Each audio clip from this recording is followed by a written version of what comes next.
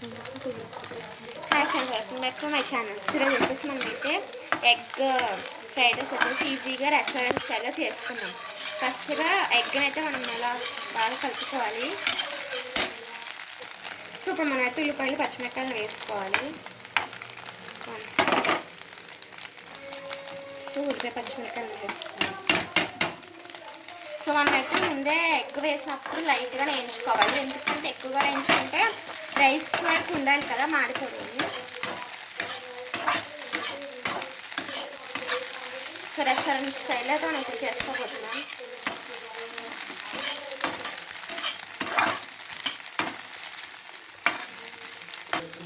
So మనమైతే ఏ సాస్లు వేసుకోము, ఎందుకంటే హెల్తీగా చేసుకోవాలి కాబట్టి. సో మనమైతే ఉప్పు కొంచెమే వేసుకోవాలి, ఎందుకంటే టేస్ట్ చూసే వేసుకోవచ్చు.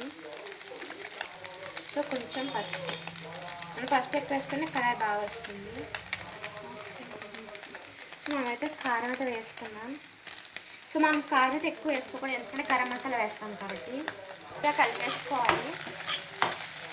చూసారు కాబట్టి ఇంతే క్వాంటిటీ వేసుకోవాలి. కారం అయితే ఎక్కువ వేసుకోకూడదు, ఎందుకంటే గరం మసాలా వేస్తాం కాబట్టి. సో మనం టేస్ట్ కదా కొంచెం గరం మసాలా వేసుకోవాలి.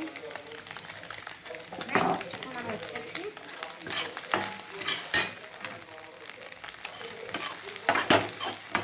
సో ప్లీజ్ ఇప్పుడు రైస్ వేసుకోవాలి. అలాగే please do subscribe to my channel అన్నమాట. సో మనం రైస్కి సరిపడగా మళ్ళీ సాల్ట్ వేసుకోవాలి. సిమ్లో పెట్టుకుని బాగా మిక్స్ చేసుకోవాలి, ఎందుకంటే ఎక్కువ వేస్తుంది కాబట్టి. సో కలర్ఫుల్గా కావాలంటే ఎక్కువ పసుపు వేసుకోండి.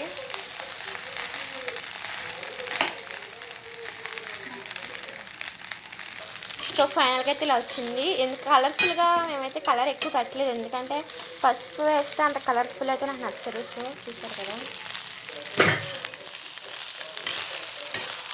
So colourful street style egg fried rice.